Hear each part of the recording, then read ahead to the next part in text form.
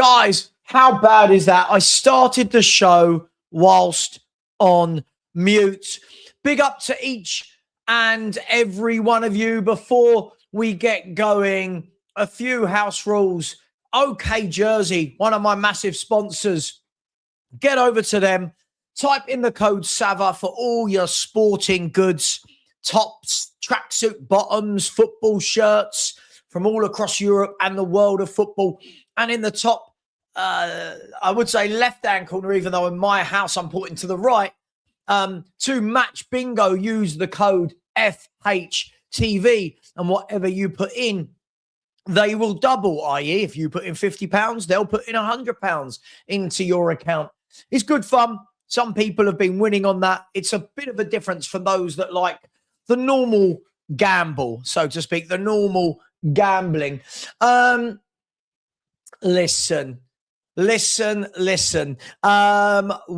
on earth has happened this weekend in football? Well, many things have happened. West Ham getting a point against Manchester City. Has that ended the title hopes of Manchester City? Does that mean that the title is going to the red side of North London? Every Spurs fan's worst nightmare, but what the Arsenal fans have been waiting for 22 years, 21 years. When did they last win it? 04, something like that. Let me know. We'll talk about it in a minute. We'll get into a bit more detail about Arsenal. Have they won the title? It's a 10-point gap with 8 games to go. It would be the mother of all bottles, wouldn't it? I know people like to talk about bottles. It would be a massive bottle from here for Arsenal to not win the Premier League. I don't see a world in which they don't. And I think it's been like that for a very, very long time. In other news, let's have a look. In other news, West Ham, as we said, drawing 1-1, and Man City possibly losing the title. Man United roll on. Man United are absolutely flying. They've just found the right formula, haven't they? With Cunha, Mbuemo, Bruno Fernandes, Amad Diallo, and then they've been bringing on Sesko late on in games, and they are going from strength to strength to strength. Currently third in the table. They are now 5 points above Liverpool in 5th. And Man United, if they have a strong finish at the end of the season, will be back in the Champions League after last season finishing about 14th or 15th. No European football this year. And I'm going to be asking the question, does European football hinder teams? I don't know. I guess if you are one of the big clubs, you're one of the big boys, and you've got 22, 23 top-class footballers, I'm guessing you can handle it. We're seeing Newcastle have struggled with it this year. Tottenham have struggled being in multiple competitions. Man United have benefited from not being in multiple competitions. So we'll have a little chat about that. And then we've got to chat about, haven't we? We'll probably start with this. Chelsea. They've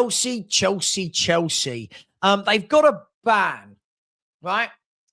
Ban. And the reason why am I doing that in air quote marks? Well, let's be honest. It's a suspended ban, isn't it? It's a suspended ban. And the way I read it is this. I'll tell you how I read it, and then anyone in the chat can tell me if I've got this absolutely wrong. I read it that they've got the fine, which I believe is £10.7 million. I think they've got a 9-month ban on academy signings, but I believe that's only academy signings from the UK. So I believe they can still make academy signings from abroad, if I'm not wrong. And then they've got a 2-year suspended ban on first team signings for a year. Now, let me unravel that, because in my mind, I believe what that means is as long as they're not naughty, as long as they stop being naughty for the next 2 years, I believe that means the ban would go away. However, if they do one more naughty thing in the next 2 years, then that 1-year ban on buying players would kick in. Now, when I first saw that, I thought, well, this is going to be interesting. They've got a ban for a year. They can't buy, they can't build on this squad. It's going to be interesting. What does that mean for Liam Rosenior? What does that mean for the current players? And then when I saw there was a 2-year suspended sentence, I thought, oh, okay. And what I'm about to say is going to sound crazy because we're all, I'm guessing, we're all normal human beings with normal jobs and normal salaries and normal mortgages and rents to pay, right? Chelsea have been fined £10.7 million. And we're going to have a look at this. We'll have a look and I'll just use Ben Jacobs, for example. So Ben Jacobs, with this news earlier, it said breaking, an independent commission has handed Chelsea a £10.75 million fine for breaches of the Premier League rules relating to financial reporting, third-party investment, and youth development under Roman Abramovich. Chelsea have been sanctioned by the Premier League with an immediate 9-month academy transfer ban and a suspended 1-year first-team player transfer ban, suspended for 2 years. Chelsea has accepted both sanctions, which come as a result of the Premier League's investigation. It goes on to say it was established that between 2011 and 2018, undisclosed payments by third parties associated with the club were made to players, unregistered agents, and other third parties. The Premier League say Chelsea has accepted, among other things, that the making of these payments, as well as the failure to disclose them to the league, constituted a breach of the requirement to act in good faith towards the league. I mean, it's a lot of corporate mumbo jumbo for saying that they were naughty. Self-reporting by Clearlake, Bowley was considered when assessing the severity of the punishment. A separate FA disciplinary process involving the club's alleged breaches of FA regulations arising out of similar conduct remains ongoing. Now, from what I read into that is, oh, hang on, I got me, there we go. What I read it, is that better than that? It doesn't really matter. We can go with that, can't we? What I read into that is that because Todd Bowley and Clearlake, because they came forward with this, if I remember this rightly, and again, please tell me if I'm absolutely waffling here, but I remember when Todd Bowley and Clearlake took over Chelsea Football Club, I'm pretty sure that they offered up this information to the Premier League. I'm pretty sure that they offered that information, and therefore the Premier League have probably gone lighter on the new owners, saying, okay, well, it wasn't your fault. Thank you for bringing it to our attention, but Chelsea still need to face some sort of repercussion and ramifications for their naughty behaviour. But I'll ask you all in the chat right now, what does it actually mean? Let's be brutally honest. £10.7 million to me and you is unfathomable money, right? Sorry if any of you are billionaires or millionaires in the chat. If you are, please put in a massive super chat. But on a serious note, it's unfathomable money for us. But Chelsea's £10 million fine, I mean, this is probably the size of a fee they give to an agent, funnily enough, isn't it? 10 million, it's nothing. So have they been hurt in the pocket? Not really. They're owned by billionaires. Has 10 million hurt them? No. A 9-month ban on academy signings? Well, I mean, 9 months, not long, is it? And then a 2-year suspended sentence on buying players. So essentially, they can still buy players unless they do something else that's naughty. So again, it's kind of, I don't know, it feels like great big headlines of, oh my God, Chelsea in trouble. It's all going to be a madness at Chelsea, and nothing's really happened, does it? Like, does it affect the first team? No. Does it affect anything? No. Has it affected Chelsea's ability to buy players? No. So you do have to ask yourself, this is why I think a lot of people get quite frustrated with the rules. We saw Everton got fined. Obviously, these are all different reasons, but Everton got fined. Chelsea have now got fined. They're talking about, Man City with what 114, is it 113 charges hanging over them, but nothing's happened yet. We don't know the severity of those charges. Some of those charges, I believe, were things like the grass is too long and stuff like that, but who knows? But my question is this, and it's not really a subject I normally go too deep into, right? It's not something that I go, oh my God, this is the end of the world and football's gone mad. But what's the deterrent for people doing things wrong? Realistically, what's the deterrent there? There isn't, is there? £10 million. Yes, if you are going to a club, I'm guessing in League One or the Championship, and going, hey, you owe us 10.7 million. Great. That's a massive fine that those clubs probably can't pay. But when you're going to Chelsea, one of the richest clubs in the world, and going, hey, you owe us 10.7 million. What is it really? What is it really that's going to stop them? So I don't know. I'll let you lot chat amongst yourselves in the chat about that. When I saw it first get announced, I thought, oh, well, this is massive. This is wow. And then the more you read into the story, you actually go, okay.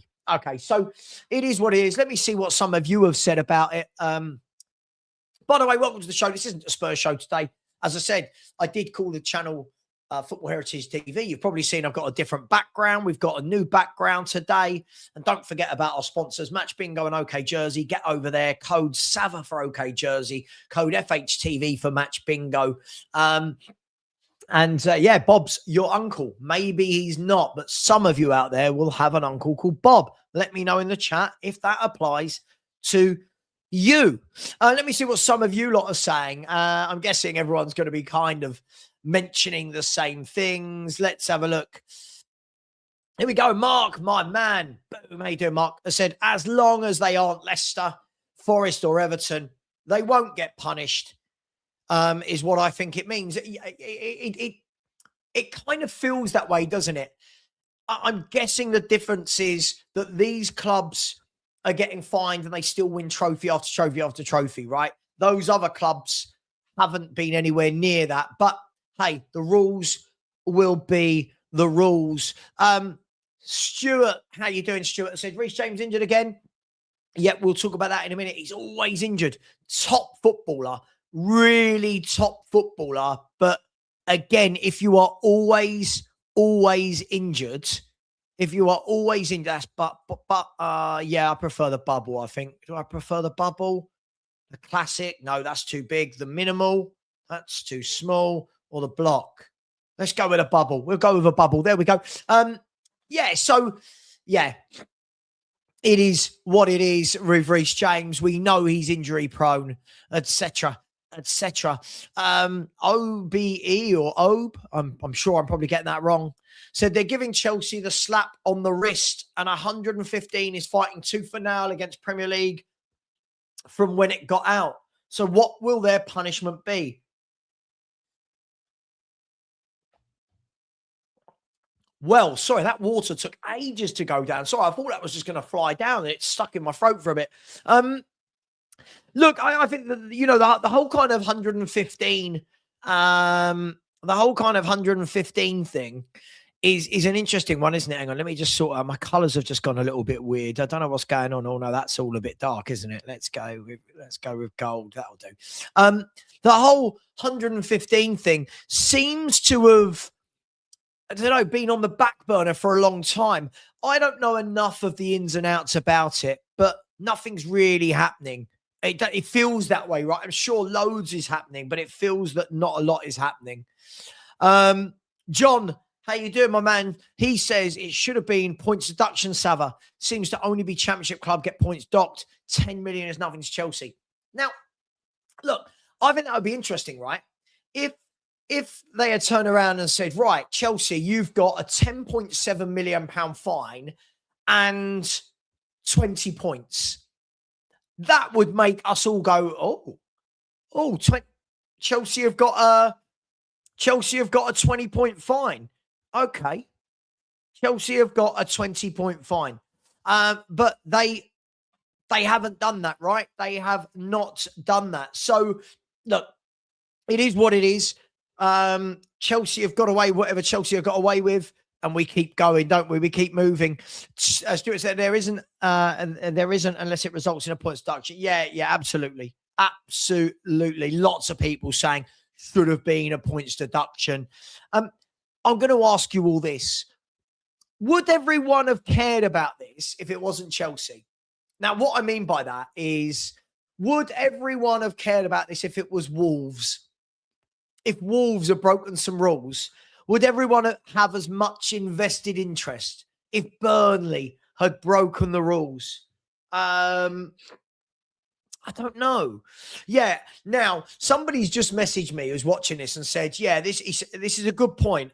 It's actually Perchy. Perchy said to me, just for you to add with the Chelsea thing, I think it's because they supported the investigation. That's why they didn't get a points deduction. Now, there is that.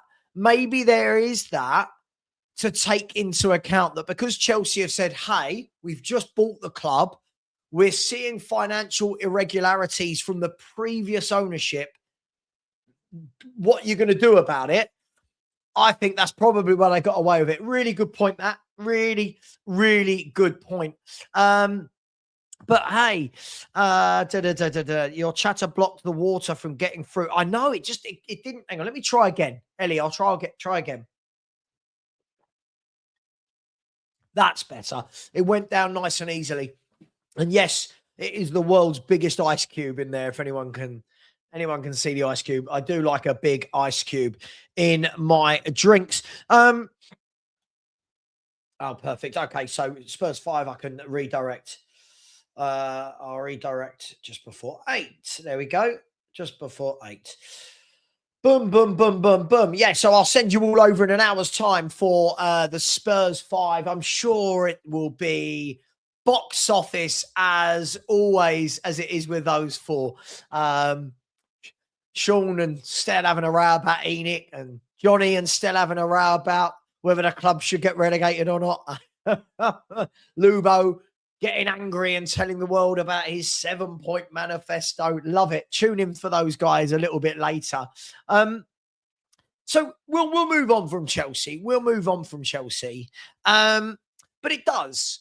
And I guess the difficulty for me, Phil, you didn't message me back. Did you get that thing sorted? Did you get it sorted? Just give me a thumbs up if you are all sorted. I think the difficulty with this is, as fans, we always assume that everything is the same as something else. Now, what do I mean by that? Whenever there's a foul in a game, we go, oh, but that's the same as that foul last week. And they're never exactly the same. We think they are, but they're not. And I guess we're probably doing this as well with all of these breaches, right? Oh, but what about City and Chelsea? They're all different. They're all going to have different things. But it makes you wonder, are Man City... And no, people asking, I am not on the Spurs 5 tonight. I am not on the Spurs 5 tonight. No. I had too much streaming yesterday. I'm going to have tonight off. And I need to find something to watch after watching, by the way, completely non-football related. If anyone hasn't watched the documentary about the Murdoch family, watch that. These people do not know real life problems. If anyone's watched it, let me know in the chat. Honestly, these are not real life problems. Oh, but he's a billionaire more than I'm a billionaire. Oh, no. Oh, dearie me. And I want control of the company and I've got ego and... Oh, anyway, I digress. What will Man City get? I don't know. How serious is what Man City did? Man City are fighting it. They are fighting it big time. It's been going on forever, so it clearly can't be as cut and dry. Now, there are fans that say, just relegate them. Now, I don't believe in any way, shape or form, no matter how serious... No matter how serious the charges, I don't believe they're going to relegate Manchester City because they are one of the biggest clubs in the world, right? They are Manchester City with superstars and they're such a big name for the brand of the Premier League. Now, am I making that right? Not necessarily. I'm just spitballing. I don't support City. I don't care what the FA do. I don't care what clubs get banned. I'm just a football fan talking about football. This is nothing to do with Tottenham Hotspur. This is nothing to do with who I like and who I don't like. I am just talking about the situation. So you guys, let me know, before we move on from this subject and look at Man United and we look at the title race and the relegation battle, let me know, if you were in charge, from the limited information that we've got, and it is limited information, what would be the penalty you would give to Manchester City? Now, this is all going to be speculative, right? Because none of us actually know the full ins and outs. But what would you give to them, should I say, as a punishment if you were handing out the penalty? What would you give them? And straight away, an Arsenal fan, a 50-point deduction. I love this. Mark's gone with 115 points. How on earth do you deduct someone 115 points, Mark? Is that like over 2 seasons? It's interesting. Man United or Man City, who are you signing for, Savva? I mean, listen, I live in a semi-detached house in South London. If either of these two teams want to come and sign me, I'll take either of them. I guess you're asking, if I was a pro footballer, who would I sign for? Man City. You're going to go and play for Pep. You're going to go and play with people like Rodri and Haaland. Pep, for sure. But football changes, right? In 5 years' time, we could be sitting here and Man United could be back on the top of the football pyramid. You never know. There we go. 20 points. Okay, 20-point fine. They'd probably take that, right? Would they take that in a season like this? What would that do? If Man City were here you go. If they were deducted 20 points, Man City would currently be sitting in 10th place, where Bournemouth are. They would be sitting in 10th place, 3 points off the Conference League. And again, this is why it's all a hypothetical, right? This is why it's all hypothetical, because everyone is assuming that they're guilty. And I think naturally, as football fans, we just assume that they are guilty, or anyone is guilty of everything that the press reports, right? Let's be brutally honest. I doubt that they're guilty of all 115 charges. I doubt that they're guilty. Now, it doesn't mean that they're not, but I doubt it. There you go. Relegate them to save Spurs. Yeah, if Spurs finished 18th, deduct them enough points so Spurs can stay up and Man City can go down. Give them tell as a punishment. Yeah, I wouldn't. Yeah, madness. A 50-point deduction for every year they cheated. Oh, I love that. Now, yeah, Juventus did. Yes. All of these different factors. Yes, Juventus did indeed, didn't they? They did indeed. Rob has said a 60-point fine and a £50 million 60-point deduction and a £50 million fine. Again, yeah, 50 million to that Man City is nothing. But this is the problem, right, Rob? Is the bigger the club, is the financial penalty a deterrent? Like, if someone turned around right now and said, right, Man City, you're guilty of all charges, you are being charged £50 million in fine. That's just a signing, isn't it? Let's be fair. That's them signing Tajani Reinders, for example. Don't get me wrong. It's a huge, mammoth fine, but it doesn't derail anything. So we'll see. They should be forced to employ Johan Lang as director of... Yes. Give them Johan Lang as director of football. Absolutely love that. That's the best idea so far. Give me my 2 Premier League trophies as well. Oh, Angus. Give me my 2 Premier League titles. Just win this one first. The rumour mill is saying 40 points. Going to be interesting, isn't it? As I said, I don't have a foot in either camp about what they should be given as points or fine. So far, though, all the points and fines that I'm seeing these big clubs get don't really do anything. Big up to James 119 who says, breaking news, Savva signs for Man City on a 4-year deal. Here we go. Yeah, listen, I'm going to be honest with you. If I sign for Man City, I'm only doing it for 200k a week. I want 200k a week. I want a 6-year contract and I want a goal bonus. Every goal, I want £10,000. There you go. Don't even need my own agent. I'll do it all myself. It will be a massive fine, Savva. I'm sure it will, but how big a fine until it actually affects Man City's billionaire owners? Like, Man City are owned by a sovereign state. We're talking about people that if they need to find 10 billion for something, they find 10 billion. You know, so what is a big enough fine for them? We'll see. Dino said 115 charges start Man City on minus 10 points for the next 10 seasons. You can't fine a club 10 seasons in a row. I love that. Every year they start on minus 10.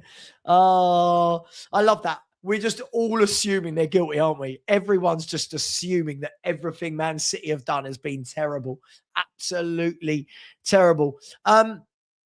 No transfers for at least 4 windows too. Money won't hurt them enough. Now, listen, there's a lot to be said for this. Money won't hurt them enough. So I do actually think that it needs to be something like that. I do think it needs to be right. For the next 3 years, the next 6 windows, you cannot buy players. Now, how would that affect Man City? Well, it means they have to go with the squad they've got. And if any players leave, the only thing they can do to replace them is the youth team. Now, would that be a big enough deterrent? I think that would start to change the dynamic, right? But we'll see. We'll see. Anyway, let's move on from this, because as fun as it would be to relegate all of these big clubs, I think we know it's not going to happen. Banning them for 3 to 5 years. I don't believe, someone tell me if I'm wrong, I don't believe that the Premier League can make that decision, right? Surely a ban from Europe would have to come from UEFA, but that is for people higher up than me, more intelligent than me. I have no idea. Trial by media. Oh, I'll tell you, I actually watched a documentary the other week on Netflix called Trial by Media. And it was really interesting because it was actually showing in so many cases that once the media is involved at the beginning of a big trial, it affects massively the outcome of the trial.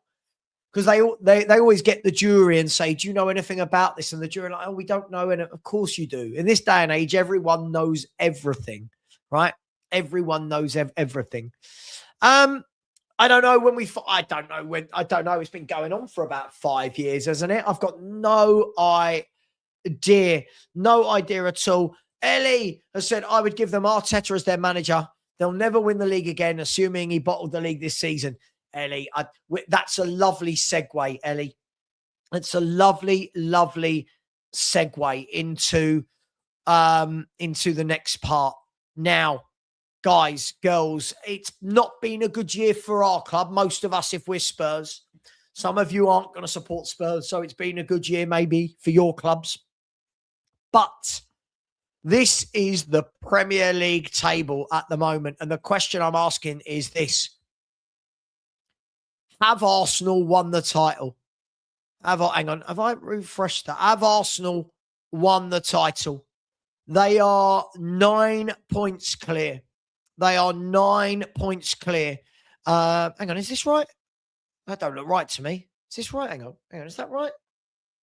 1 second. Hold the line, callers. Yeah, that is right. They are 9 points clear.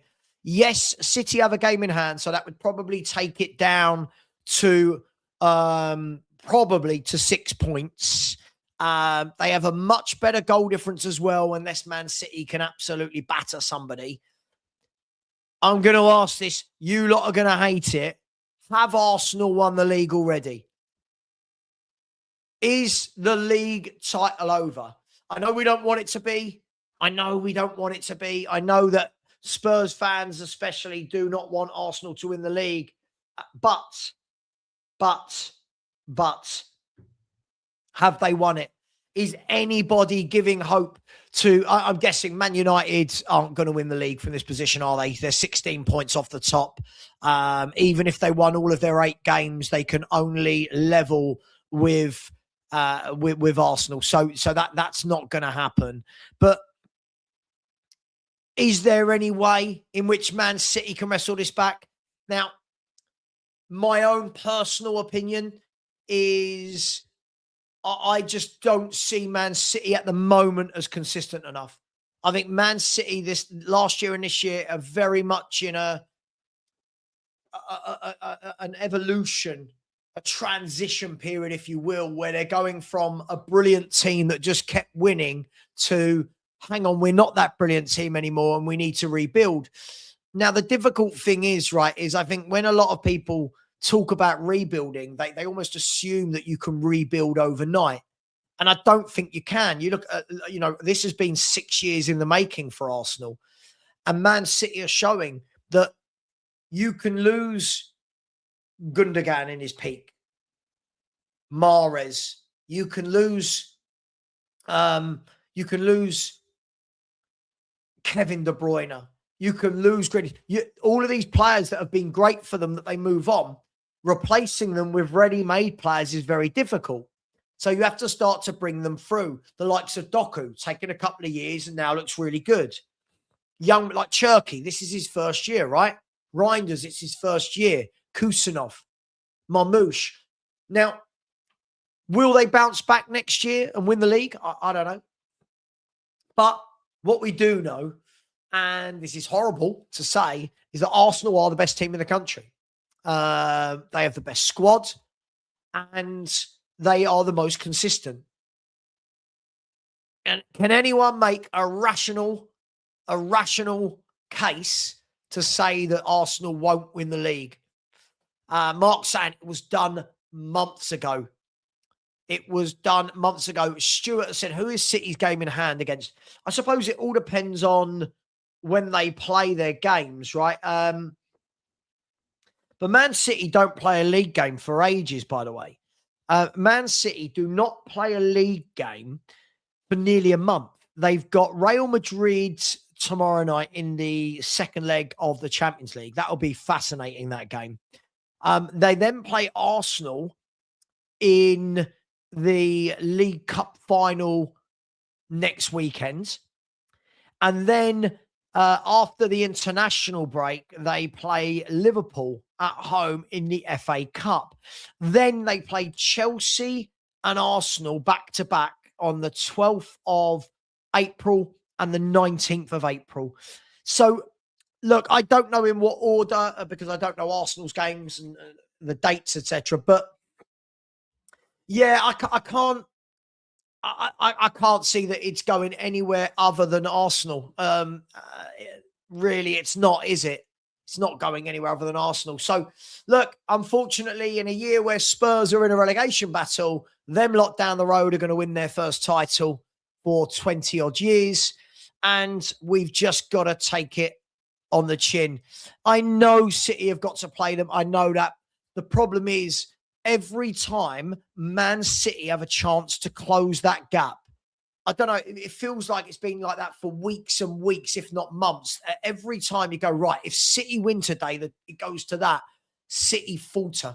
They draw or they lose. And I can't see Arsenal lose. I mean, look, let's have a look who Arsenal's last 7 games are in the Premier League. Arsenal's last 7 games in the Premier League. Bournemouth at home. Then City away, which is the big one. Newcastle at home. Fulham at home, West Ham away, Burnley at home, Palace away. I don't see where Arsenal lose 3 games. I don't see, and they will need to lose 3 games for City to have a chance. If I'm not wrong with my maths, they will need to lose 3. City won't be able to drop any points. I don't see it, guys and girls. I hope I'm wrong. I can't see it, and I'm happy to admit as a Spurs fan at this stage, unfortunately, them lot down the road are going to be deserved champions. Yes, we can all do the thing. I think you all saw me arguing the other day with Marios when he's saying, oh, but set pieces doesn't matter. What does it matter, set pieces? It really doesn't. Goals are goals, and they are going to win the title. Will Brentford get into Europe? As a side note, well, they're playing tonight, aren't they? Brentford are playing Wolves tonight. If they win that game, I tell you what, let's bring up that league table again. Because if Brentford win tonight, look at them there. They're on 44 points in 7. If Brentford win tonight, they are 3 points. No, sorry, 1 point off of Chelsea, who are currently in the Europa League positions. Brentford in the Europa League would be mad. Big game for them tonight. Big game. Wolves, nothing to play for. No pressure on Wolves, right? There's no pressure on Wolves right now. So that could make it a very interesting game. One team with pressure, one team without pressure. And let's be honest, Brentford have never been in that position before. So it'll be interesting to see what happens with them. City ain't winning 8 games. And that's the problem, right? City have to win. Let's have a look. As I said, City have to win all 8. Arsenal would need to lose 3. All right, even if they lose to City, they then need to lose another 2 in their last 7. They've lost 3 games all season. I don't see them suddenly losing 3 more in the last 7. I just don't. But hey, maybe some of you think differently. Maybe some of you hate them that much that you're holding on to a miracle. You know, we thought the other night, could Everton hold them out, get a draw, make it interesting? But no, Arsenal, too strong. Too strong. And it is what it is. It's not won till it's won. But the way you see it, yeah, sure. Yeah. Ringo loves a bad take. Ringo. Haaland is overrated. Yep. Erling Haaland, who's got 300 goals in his career by his age, really overrated. Yes, absolutely. You can always tell the people that don't understand football, can't you, by the level of how silly a comment is. You know, it is what it is. We'll leave that there. De Bruyne and Rodri are essentially there. Well, look, Rodri's still there. But De Bruyne, yeah, listen, players like De Bruyne don't grow on trees. It's very difficult to bring in a player that offers you that impact, that big game mentality, that brilliance that Kevin De Bruyne does. It's tough. And I think the world is producing fewer and fewer of those players as we go along. As I said for a long time, I think the standard of football is terrible. I think the number of quality players has regressed massively. I don't see, you just look at the Spurs squad in years gone by, none of these players are in the Premier League, but not none of them. You know what I mean. Mark saying they'll bottle it again. The copium, I'm afraid. The copium, I'm afraid. The cup final was on Sunday. I get it. Yeah, I get it. Haaland is normally a clinical finisher, but he missed what would normally be an easy chance for him. Yeah, look, he's human. Absolutely, he's human. But he is one of the best two strikers in the world, isn't he? When people tell me he's overrated, you have to take it with a pinch of salt that person's a troll, don't you? But hey, you watch the next 3 or 4 things that Ringo says will all be very silly, like Matt and Marios, who got banned earlier for just constantly. I blocked both of them in the end. It just got, honestly, I could say to that Matt, my name's Richard, and he'd go, no, it's not. No, it is. No, it's not. Anything you say, he disagrees with. It's just hard work. So I had to block them earlier. I had to. Yeah, but they didn't. They almost did, but they didn't. And that's the difference. Almost isn't good enough. If you're not dropping points, you're not dropping points. And that's it. Defenses win leagues. Absolutely. Everyone talks about how pretty the football is. Everyone talks about goals, and defenses win your titles. Defenses win your titles. Look at Jose Mourinho teams. Defenses win your titles. Yeah, it's just the way it is. It's just the way it is. I've always been on this page, Angus. I don't know a fan or a team that have not scored a goal from a set piece and not celebrated, right? Like, if a corner comes in against Atletico Madrid, you Spurs, Wednesday night, corner comes in, Romero, bang, 1-0. Do we all go, no, I can't celebrate, it's a set piece? It just doesn't make sense. People go, it's just an opinion, but it's not. It's a goal. It's a goal. Bill Gardner says Arsenal have 102 goals in all competitions, only 16 recorded. I know. Rob thinks the title will be a bit closer. I've been thinking that all year, but City just can't seem to get that run together, can they? Every time you think City are just switching, they just throw in a bad performance, don't they? They really, really do. Where are we? Angus again has said our squad depth is there this season to compete. And exactly, as I said, if you buy 2 players in each position and you've got quality throughout and you've got a top defence, you've got half a chance, haven't you? Big up to my man Foxy. How you doing, Foxy? Hope you're well, brother. He said if Wolves win again tonight, teams will be starting to get a bit worried. Wolves have all the teams that are near them left to play. Well, let's have a look, shall we? Let's have a little look if Foxy is right. Here we go. So down the bottom, you've got Wolves. So Wolves tonight could go on to 19 points. Now, I think the problem you've then got, Foxy, is they'd have 7 games left and they'd still be 10 points off safety. So it's a lot to ask, but I hear what you're saying, but it's a hell of a lot to ask from a football team. But is what it is. Haaland can't do what Kane can. I have no idea who you're arguing. Are you arguing with yourself? Are you arguing with yourself about this, Ringo? I have no idea what you're doing. This is his lowest scoring season.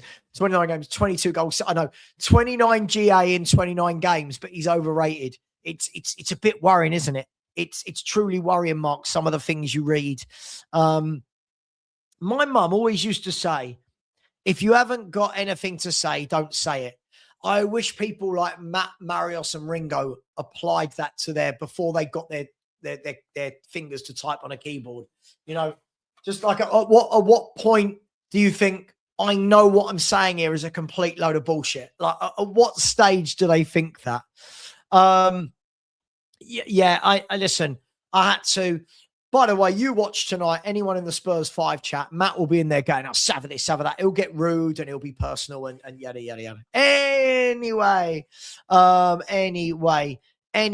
So, yeah, unfortunately, it does look like they're winning the league title, but it is what it is, right? It is what it is. I think deep down, many of us have known that this season for a very, very long time. Paul, how you doing, mate? Hope you're well. Said Jimmy Greaves said, I miss way more than I score. That seems to not apply today. Do you know what? The funny thing is, Paul, when you look at let's bring up a list. Hang on, Paul. Let's bring up a list. Here we go. All-time top Premier League goal scorers. There it is. All-time top Premier League goal scorers. Right. Where are we? Why is that showing me these things? Premier League all-time top goal scorers. Let's go on to this one. Right. Now, the funny thing about this, when people say, oh, so-and-so missed a chance, he missed a chance, you do realise that all strikers miss chances, right? Like all players miss chances. Imagine you had a striker that had 100% hit rate. Let's have a look at them, right? So here we go. Let's look at a few of these players.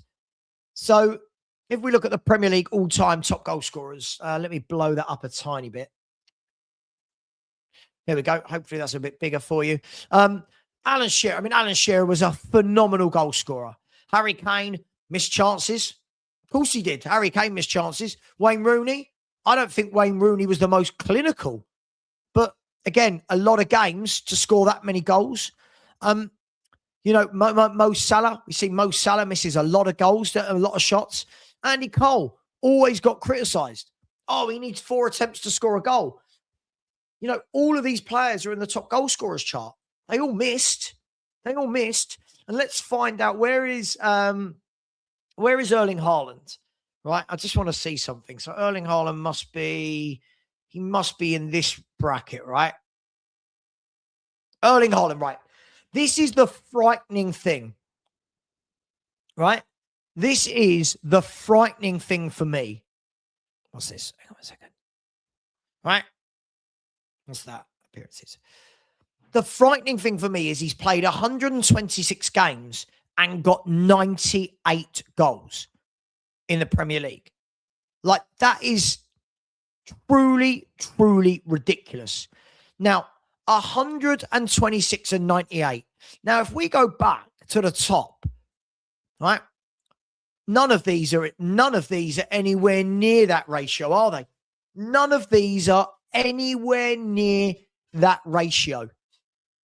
Sorry. Hang on. Let me get that right. Sorry, I didn't get that right, did I? Hang on. Let's just get this. That's minutes per goal, isn't it? Okay, so minutes per goal. I mean, you look at the minutes per goal. So Harry Kane, 126 minutes per goal. Sergio Aguero, 108 minutes per goal. Let's see what Erling is. Erling Haaland, that overrated striker, is a goal every 98 minutes. This is why when we want to have serious football conversation without silly people, a goal every 98 minutes for 4 years is ridiculous. Like, it's absolutely ridiculous standards, isn't it? Like, be honest with me, guys. It's ridiculous. 98 minutes per goal, right? Harry Kane, you think 126 per goal, right? Aguero, 108 minutes per goal. If we look at Alan Shearer, let's have a look again. Let me just double check I've got the right column. This is minutes per goal, isn't it? Yeah. So the minutes per goal, right? This is how crazy it is. Alan Shearer, who's the top goal scorer of all time in the Premier League, is 147 minutes per goal. Wayne Rooney's 183 minutes per goal. That's a goal just over every 2 games, right? They're just crazy stats. They're just crazy stats. It's crazy. Yeah, I know. Do you know what I think it is? I said this for a long time about Erling Haaland. If anyone had watched him play for Dortmund, for example, Salzburg, he's a very good player, very good at linking up play. The problem is, at Man City, up until maybe this season, he hasn't really had to do it because Man City had Rodri doing it, and Silva, and Foden, and Mahrez, and De Bruyne. This year, I think you're seeing a little bit more of that from him because they don't play the same way. So when people say he's not a good player, you do have to, you do have to think, don't you? You do have to worry. You do have to worry. Haaland's career stats, 397 games, 343 goals, 63 assists. It's truly frightening how good that is. But Ringo said he ain't good, so he's not good. There you go. He said he's not good, so we just all have to go along with it. He's not good. It is what it is. I just got one size. Go up one size. Go up one size. Go up one size. Big up to you, Peter. Big up to you. Don't forget to put in the code Savva for OK jersey. Rick says, just here on Sky, Tudor. Yeah. I think, Tudor is going to be taking charge of Spurs that long. Look, guys, I want to talk about the relegation battle, which will include Tottenham Hotspur. But realistically, if I was to ask each one of you now, assuming that Burnley and Wolves are down, I think they are, right? I can't see that they stay up. It would be the greatest escape. My question to you is this. If Burnley or Wolves are down, who is the favourite in your opinion? This is opinion, right? Because if you've got 4 clubs, let's have a look at the league table. You've got 4 clubs separated by hardly anything. There we go. If you look at the bottom there, 4 clubs, Leeds, Tottenham, Forest, West Ham.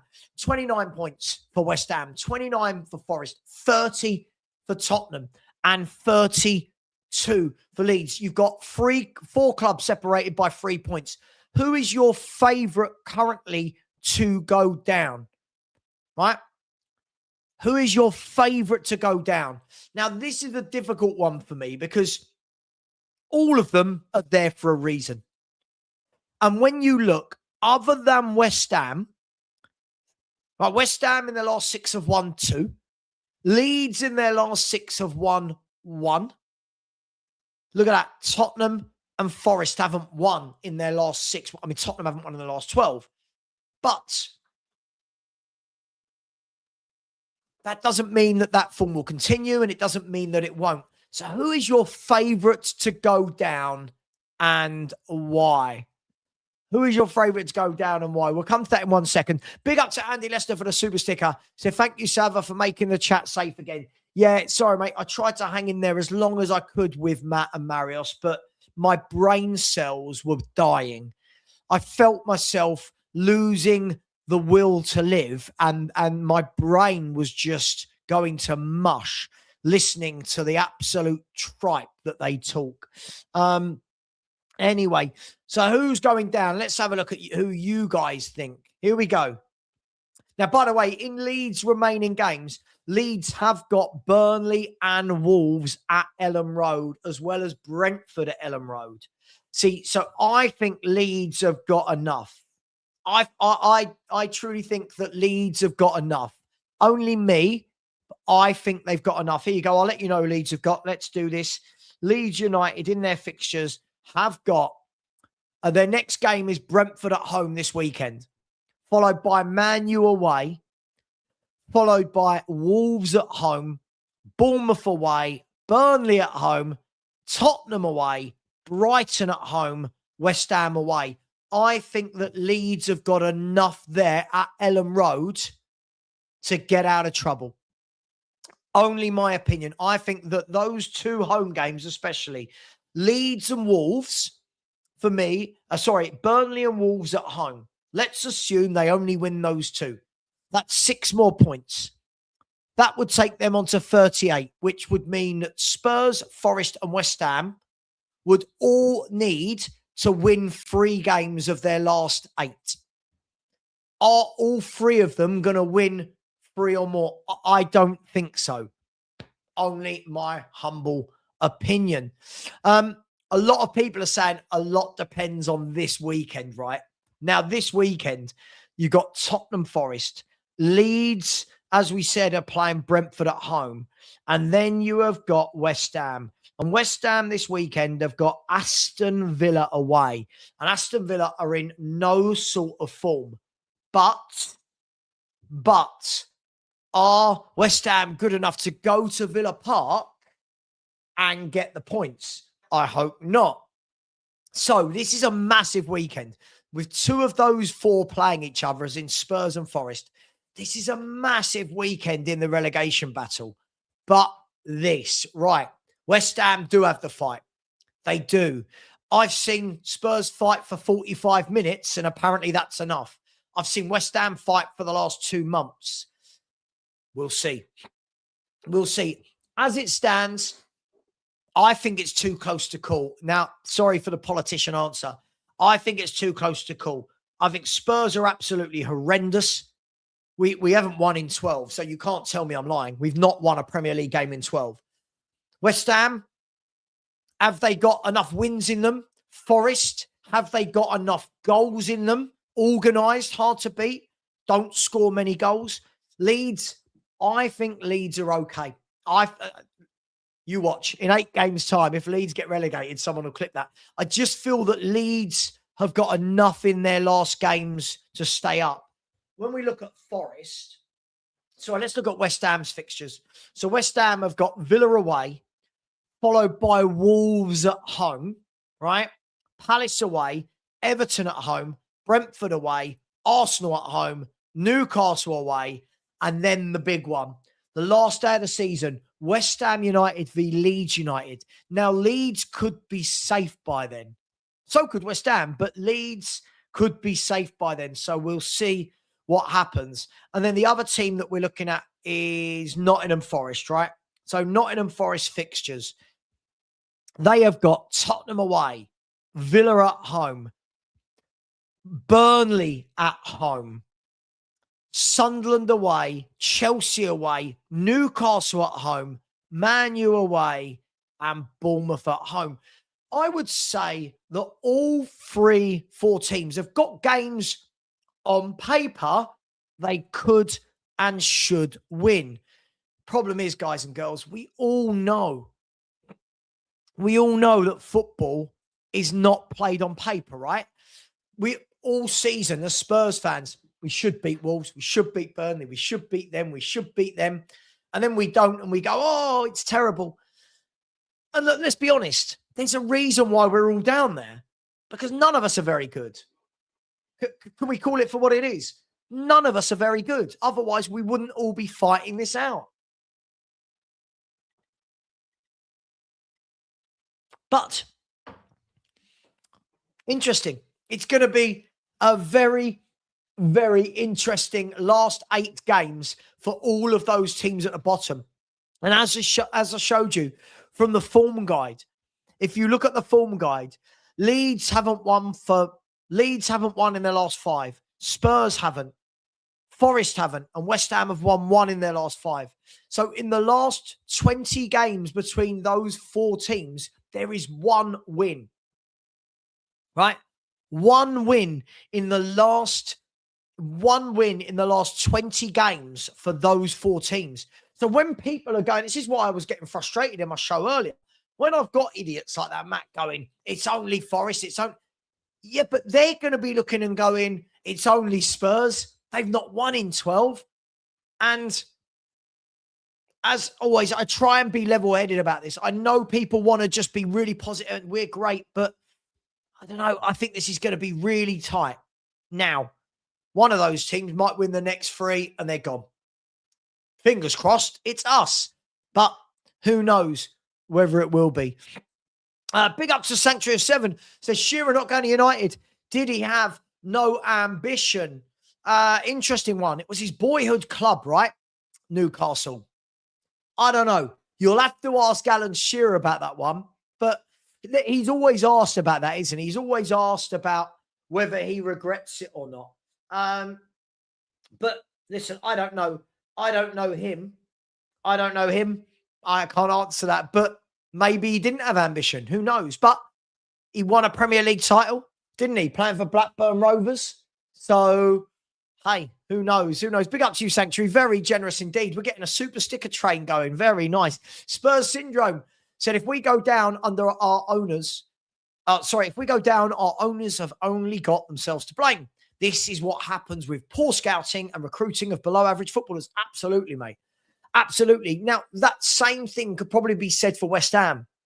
Not so much for Forest, not so much for Leeds, because those 2 teams are, but Spurs and West Ham especially, both teams have won a European competition in the last 3 years. So you've got to ask the question, haven't you? But look, as I've said, and I appreciate that, thank you very much. I've said for ages, if any club keeps buying worse players, you get worse. Man United did it for years. Man United used to buy the creme de la creme. As they started buying worse players, Man United got worse. It's kind of really easy to see. But football fans are very good at sticking this in the sand. We're very good at going, no, great players. Everyone's great. Oh, he's great. Oh, my God, he got a crossing. Oh, my God, he made a 5-yard pass. He's great.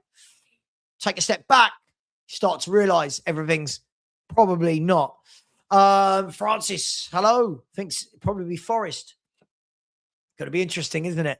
It's going to be interesting. Imagine it's a 4-way tie going into the last day of the season. That would be crazy, wouldn't it? That would be absolutely crazy. I would say Crystal Palace. No. We did this the other day. Crystal Palace are 10 points clear of relegation with 8 games to go.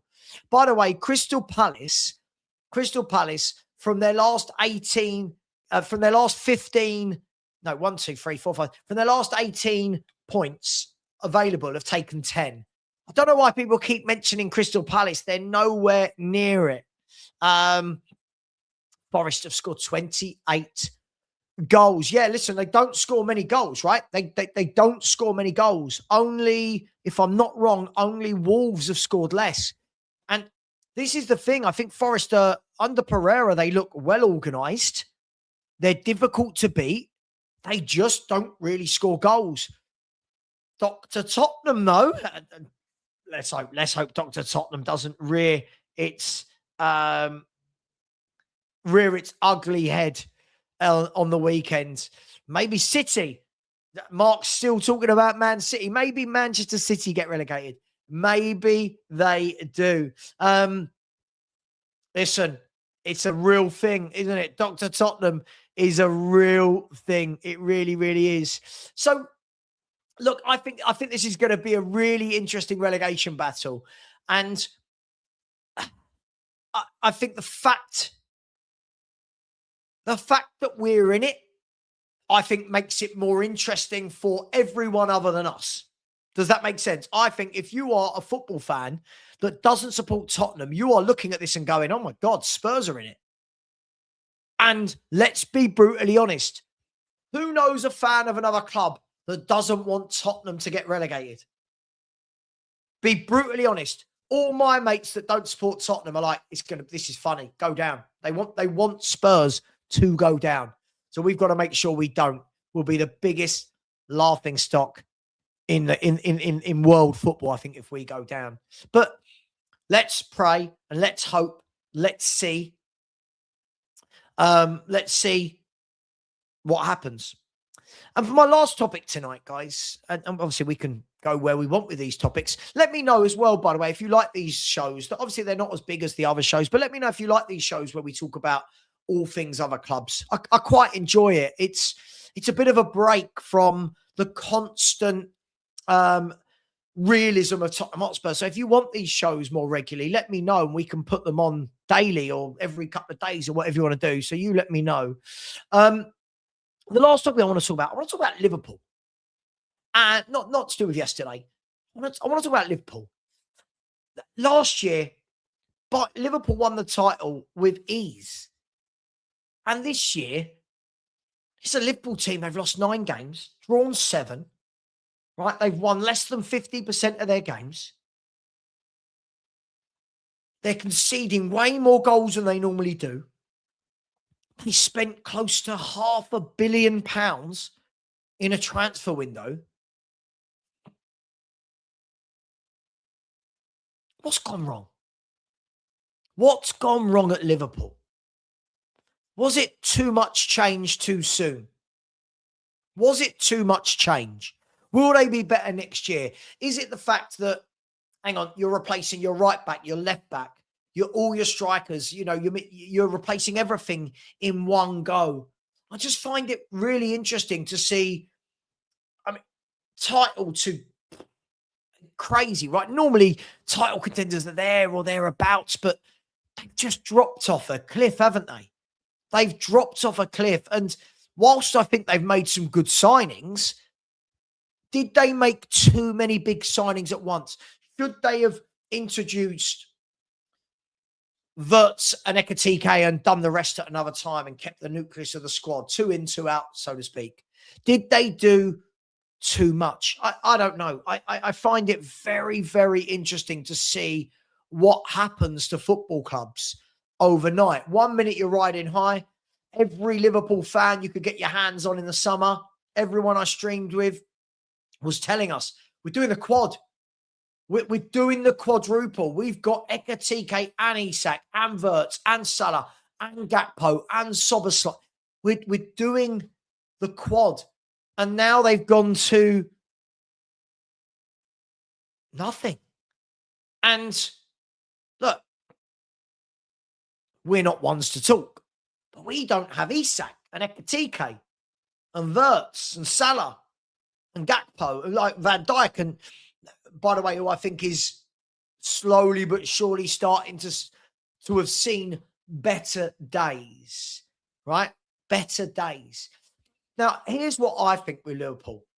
I think where Liverpool have gone wrong is I think last year was the right time for Mo Salah to go. I think they're considerably weaker on that wing. And the problem is, I don't think they replaced Diaz. Now, whatever you think about Diaz was an out-and-out wide player. Right now, you see Ekatike float out there. Gakpo floats out there. Wirtz floats out there. But none of them are wide wingers, are they? None of them are actual wide men. You know, when you watch City have Doku, who is a wide man. Savio, who is a wide man, right? Semenyo, who is a wide man. You look at Liverpool, and other than Mo Salah, yes, Rio, who's coming through and looks a very good prospect. Where's the width? Do you know what I mean? And that's what I felt yesterday. I thought Liverpool dominated the game. They had the ball, of course, we would expect them to. But they didn't look clinical, did they? They didn't look like, you know, the days of old where you just knew Salah was just going to cut inside and bend one in the top corner and you go, oh, there's nothing we can do. There's nothing we can do to stop it. And it's a real lesson to show, isn't it, that when football fans are so sure of something, all of us, when we're so sure of something is about to happen in the summer, we don't always know.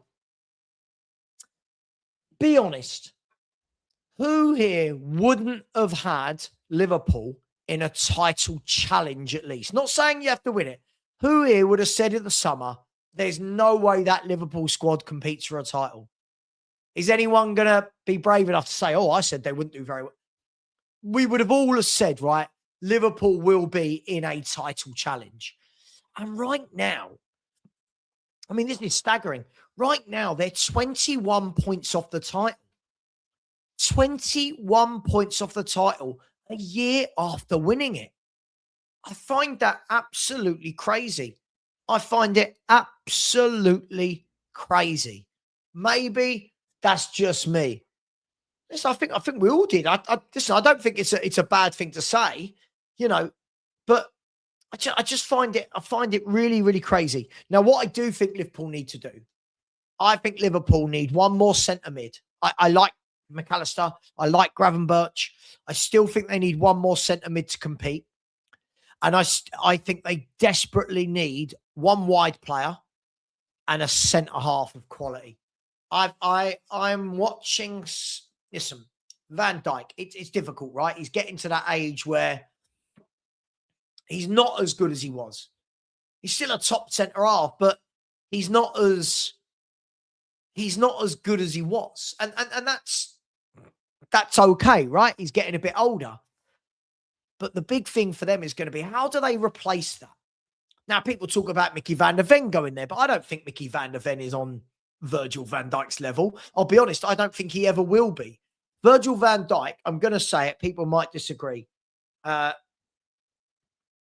Virgil van Dijk is and has been a Rolls Royce of a centre half.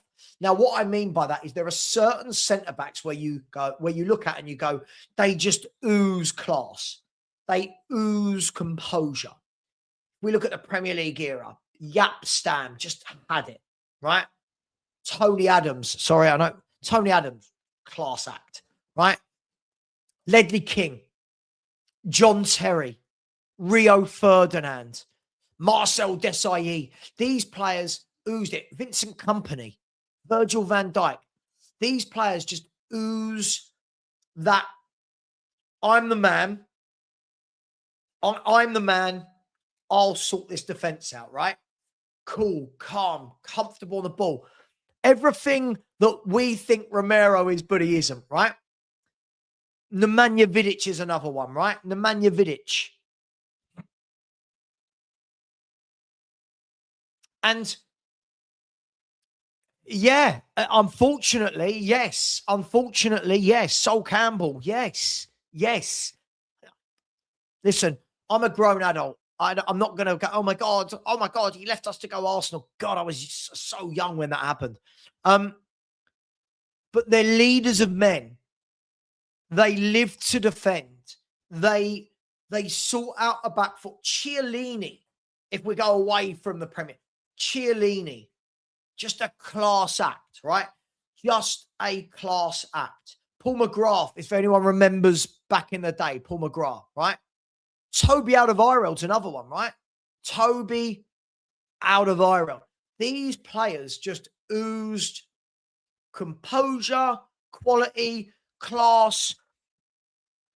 I don't see that anymore in players. And I'm going to say it. I think Virgil van Dijk was the last one for me in the Premier League where I looked and went, yeah, you are. Yeah. And this year, he's not that guy, is he? This year, he doesn't look that guy. And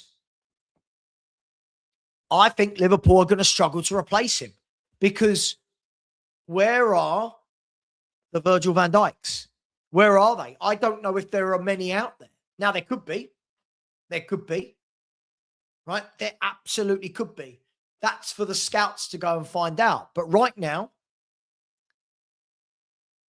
at the peak of their powers, where's the next Virgil van Dijk?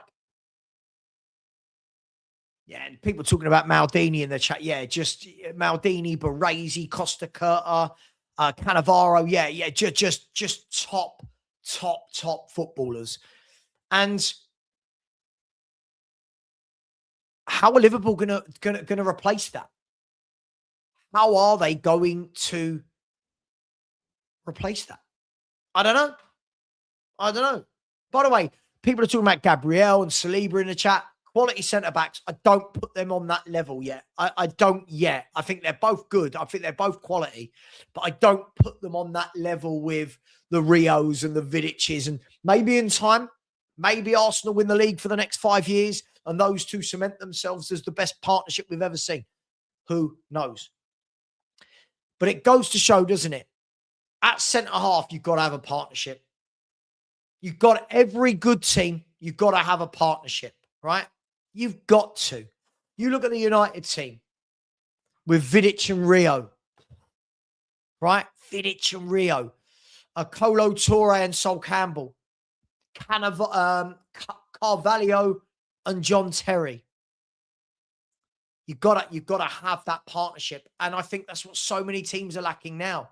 You look now, Man City in the last few years, every time you watch Man City, it's a different two playing at the back. Where's the partnership gone? And that's why I think Arsenal are better.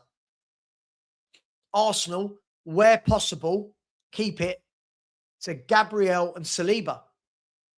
Chelsea, where possible, in those days, kept it, didn't they? Terry Carvalho. Desai and LeBouf. Like, do you know what I mean? You get the point. You get the point I'm saying. And this is the point, right? Where's that gone in football? How do these clubs replace those players? And Liverpool, for me, this is going to be very interesting to see what happens to them moving forward. How do you replace Virgil van Dijk? I don't think Van der Ven is good enough to replace Virgil van Dijk. I think that Liverpool will be... Listen, I think he's bloody quick. I think he gets you out of trouble in certain scenarios. But what Virgil van Dijk was a beast. He could shepherd players away. Yeah, right. Like if we're going back in the day, yeah. Lawrence and Hansen, right? Do you know what I mean? And what's his name? Phil, what's his name? Oh, why have I not... someone was talking about it this morning. The other one, Phil something. Top defenders, no nonsense. Now I feel that everyone seems to care more about can they bring the ball out rather than can they actually mark a man? Are they actually very good? I don't know. But I'll ask this question. If you were Liverpool, this is just a game. Don't worry, you don't have to support Liverpool. If you were Liverpool right now, who are you replacing Van Dijk with? If you could, and I would say reasonably, but who in world football? Bastoni? Can they get him? Can you get a Bastoni out of Inter Milan? It's a big ask. Who are they getting? Or are they going to have to go and buy young players? I don't know. You tell me. Yeah, people talking about Ronald Koeman. Now, there's an interesting shout. Now, there's a very interesting shout. Schlotterbeck of Borussia Dortmund. Good player. Lots of people starting to mention Schlotterbeck now. Jules Koundé of Barcelona being mentioned. Pacho of PSG. There's some good players out there. Can they get them? You think we're naming players there that Koundé's at Barcelona? Pacho's at PSG. Are they leaving to go to Liverpool? Maybe, maybe not. What will the fees be? I don't know. It's difficult because I think this is right, Matt Cox. I think this is right. I hope you're well, man. I think this is right. Off the top of my head, I can name good centre-halves. Can I name standout centre-halves? Are there centre-halves around the world where I go, bloody hell, you're good? Like you are top level. I think Rudiger was there for a few years. Rudiger, apparently he's going to be on a free transfer. I think I read. Phil Thompson, that's it. I knew it was Phil. I don't know why it went out of my head. Phil Thompson, yeah. So, going to be very, very interesting to see. And unfortunately, I do think that the calibre of footballers is not what it was. I don't think it's what it was. Now, that's only me. People can have their own opinion. I don't really care. But it's going to be harder. When you've had a top player, Man City with De Bruyne, Liverpool with Virgil van Dijk, when you have these top players, it's very difficult to go like for like and replace them, right? It's very difficult. When Barcelona lose Lewandowski, there's not many players you can replace Robert Lewandowski with, is there? There's not. With all the best will in the world, any striker you tell me right now, how many are there better than Lewandowski? I know he's older. Haaland, Kane. After that, where are you going? After that, where are you going for a striker better than Robert Lewandowski? I don't believe they exist. There's good players out there. There's, you know, you've got your Julian Alvarez's, you've got your Lautaro Martinez's. Better than Lewandowski? That man has been an absolute goal machine. That man has been a goal machine at every football club and at national level. But it's going to be interesting. If I was Barcelona, I would look at Julian Alvarez. Yeah, I would. Absolutely, I would look at Julian Alvarez. But you see my point. You can't lose top players like that now and go, that's the next guy. If you're Bayern Munich, now it looks like Harry Kane's going to sign a new contract. But if you're Bayern Munich, if Harry Kane left this summer, how are you replacing Harry Kane's goals? How? Who out there can they replace Harry Kane with? You're not getting Haaland. Right? Lewandowski was there and is now getting old. Who are you replacing him with? Good players, sure. Not great players. Not great goal scorers. And that's the problem that all of these big clubs are going to start to find now. So people are saying Sorloth, yeah, sure, good player. But Sorloth is not banging you in the volume of goals that Harry Kane does. Do you know what I mean? They're not. And that's the difficulty. I'm seeing a lot of names in the chat who are good players, but they're not there, are they? You know, when I was growing up, there were strikers galore. But, you know, when I was a teenager, there were strikers galore all over the world. Everyone had strikers, top strikers. They scored goals. Now I go Haaland, Kane and Lewandowski in that bracket. And then in the next bracket down, I look at Lautaro Martinez. I look at the Ossimans. I look at the Alvarez's. But there's not many, is there? There's really not many. And that's what I find interesting. That's what I find interesting. So we're going to see this year with Liverpool. What do they do? How do they replace Virgil van Dijk if he goes? Does he stay another year even though he's not looking at his best? Maybe he just has a bad year this year and he gets back to his best. I don't know. Let's see if anyone's got any last comments. Get any last comments in if you want me to read them out. We're going to end the show in 4 minutes and I'm going to send you over to those boys over at the Spurs 5. I will not be with them tonight, please. I join them every now and then, but the reason that I couldn't be with, I'm not part of the show. Everyone said we fell out. Well, clearly, we don't, because I'm always on their show.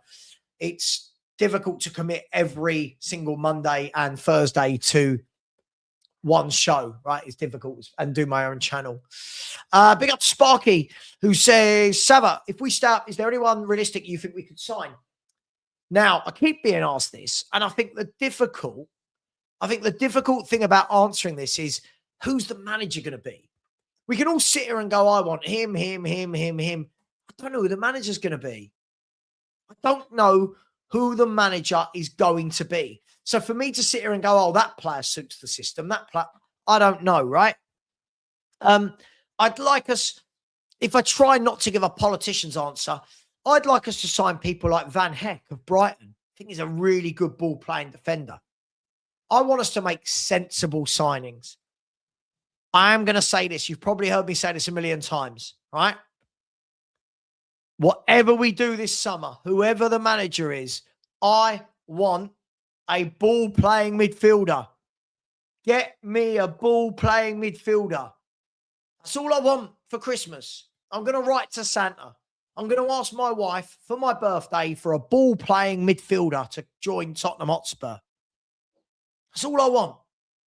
I've asked for a ball-playing midfielder for as long as I can. Since Moussa Dembele left this club in 2019, I have wanted a ball-playing midfielder, and we have not bought one. Yeah, that's it. Watch this space. Watch this space. That's all I will say. Watch this space. And a plan. Yeah, of course, Andy, a plan. We need a plan, Andy.